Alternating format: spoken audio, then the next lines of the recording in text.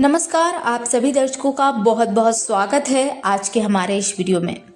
दोस्तों, 1 जनवरी भीमा कोरेगांव 1 जनवरी 1818 इस लड़ाई में महार ब्रिटिशों की ओर से लड़े थे। पेशवाओं के खिलाफ ये तीसरी लड़ाई थी जो पेशवा और ब्रिटिशों के बीच में होने जा रही थी।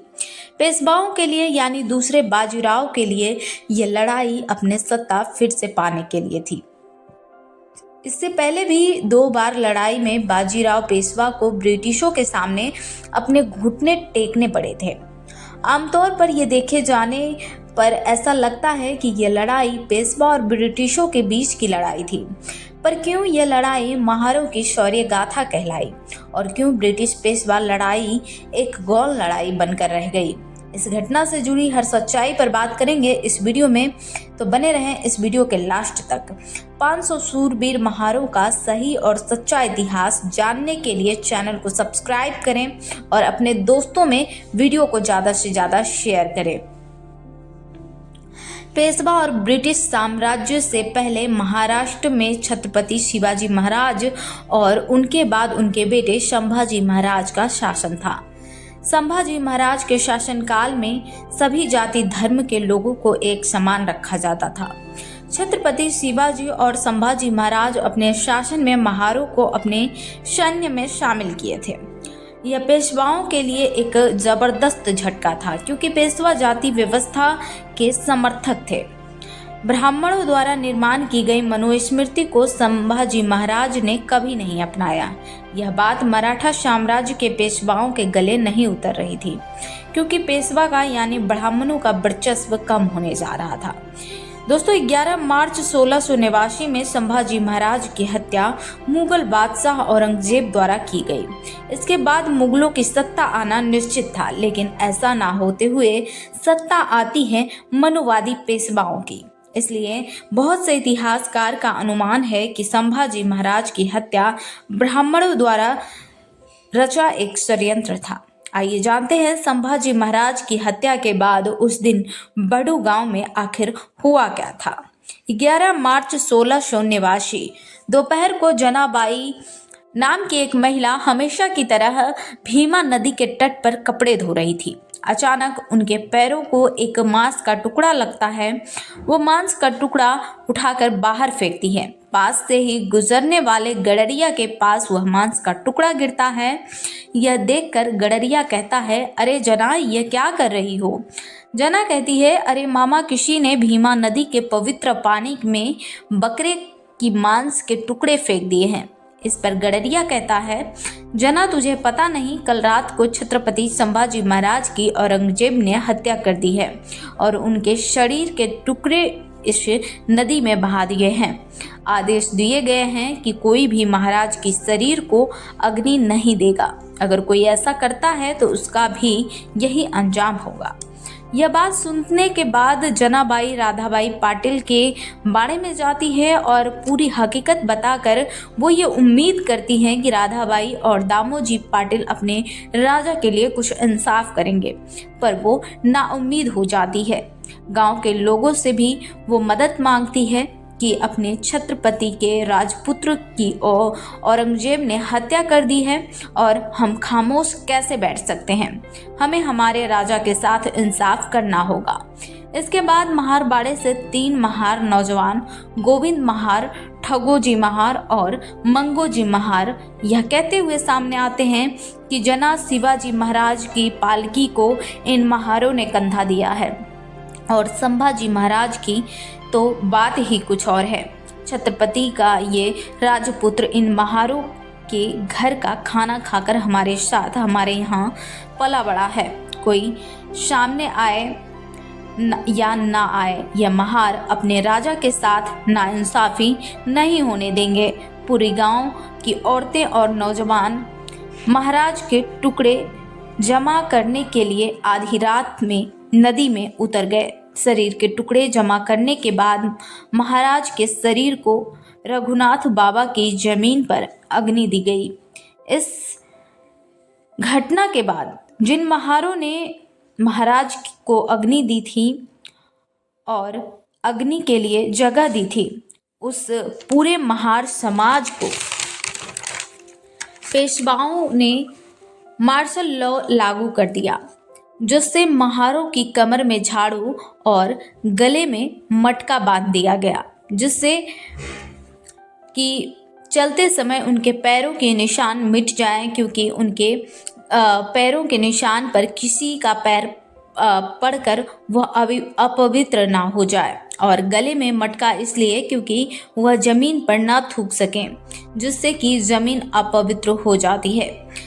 जिन महारों ने छत्रपति शिवाजी महाराज के साथ कंधे से कंधा मिलाकर इस साम्राज्य की नींव रखी थी, उसी महार समाज को उनकी ही मातृभूमि में लाचार और अपमानित जीवन जीना पड़ रहा था। तकरीबन 1600 की शुरुआत में ही ब्रिटिश ने भारत में अपने पैर जमाने की कोशिश कर दी थी। ब्रिटिशों को अपनी सत्ता यहाँ मजबूत करने के लिए और भी मनुष्य बल की ज़रूरत थी। ऐसे में ब्रिटिश की नज़र यहाँ के महारों पर पड़ती है, जो कद काठी से काफ़ी मजबूत थे। ब्रिटिशों ने 1750 से महारों को अपनी बॉम्बे आर्मी में शामिल करना शुरू कर दिया। 1690 से लेकर 1700 के मध्य तक शामिल महारों को जो अपमानित जीवन अपने ही मातृभूमि में जीना पड़ रहा था, और ऐसे में ब्रिटिश की आर्मी में शामिल होना महारों के लिए अपना जीवन बेहतर बनाने का एक सुनहरा मौका था। पेशवा ब्रिटिश युद्ध में पेशवा बाजीराव की हार होने के बाद ब्रिटिश और बाजीराव में एक सौदा होता है, जिसके तहत पूना ब्रिटिशों के कब्जे में आ जाता है। जितना प्रदेश ब्रिटिशों ने जीता है वो बॉम्बे ट्रेटल में शामिल किया जाता है।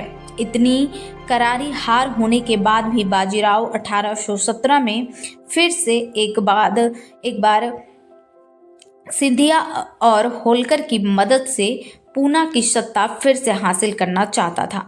इस बात की ब्रिटिशों को भनक लग गई।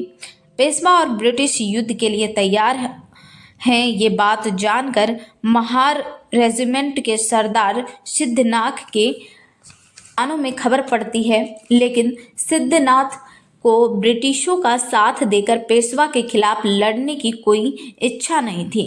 इसलिए सरदार सिद्धनाथ ने पेशवा बाजीराव से मिलकर उनके सामने एक प्रस्ताव रखा कि अगर वे पेशवाओं का साथ देकर ब्रिटिशों के खिलाफ लड़ेंगे तो बदले में महारों की उनके साम्राज्य में क्या जगह होगी। इस पर बाजीराव पेशवा अहंकार भरे शब्दों में कहता है कि बेशक लड़ो ब्रिटिशों की ओर से, पर तुम महारों के लिए सुई की नोक की जितनी भी जगह पेशवा साम्राज्य में नहीं होगी।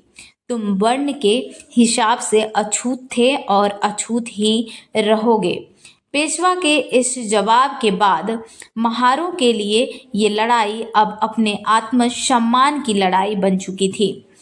1 जनवरी 1818 में मुंबई नेटिव इन्फेंट्री से 500 महार सैनिक इस युद्ध के लिए निकल पड़े। इस युद्ध में तकरीबन 250 घोड़सवार थे। कैप्टन स्टोटन के नेतृत्व में कम से कम 43 किलोमीटर चलकर यह सैन्य सुबह भीमा कोरेगांव पहुंचता है। पेशवाओं के लगभग 28,000 सैनिक थे, जिसमें 20,000 घोड़सवार थे और 8,000 पैदल सैन्य था। पेशवाओं के किए हुए अत्याचारों का तीव्र असंतोष लेकर महार सैनिक पेशवाओं पर टूट पड़ते हैं। महार सेना का नेतृत्व जतनाग और भीमनाग कर रहे होते हैं। आधी लड़ाई खत्म होने के बाद कैप्टन स्टोटन बारूद गोला खत्म होने की खबर सैन्य को देते हैं और सैन्य को पीछे हटने का आदेश दिए जाते हैं, पर 500 महार सैनिक अपने तलवार और ढाल के साथ पेशवाओं से लड़ाई जारी रखते हैं। पूरा एक दिन और एक रात तक यह युद्ध चलते रहता है। महारों के सामने पेशवाओं की पेशवाई धीरे धीरे दम तोड़ रही थी। आने वाला कल का सूरज इस शौर्य गाथा का साक्षीदार होने वाला था। शूरवीर लड़ैया महारों ने पेशवाओं की पेशवाई मनुवाद इसी जमीन में दफन कर दिया था। बाबा साहब भीमराव अंबेडकर कहते थे, जो कौम अपना इतिहास भूल चुकी है वो कौम अपना इतिहास नहीं बना सकती। इस वैभवशाली इतिहास को और सूरवीर महारों को सलामी देने बाबा साहब डॉक्टर भीमराव अंबेडकर 1 जनवरी को अपने अनुयायियों के साथ भीमा कोरेगांव की इस पावन जमीन पर नतमस्तक होने हर साल आते थे। उम्मीद करते हैं दोस्तों कि आपको महारों का ये गौरवशाली इतिहास जानकर अच्छा लगा होगा। शहीद महान सैनिकों को हमारी ओर से विनम्र अभिवादन और आप सबको क्रांतिकारी जय भीम।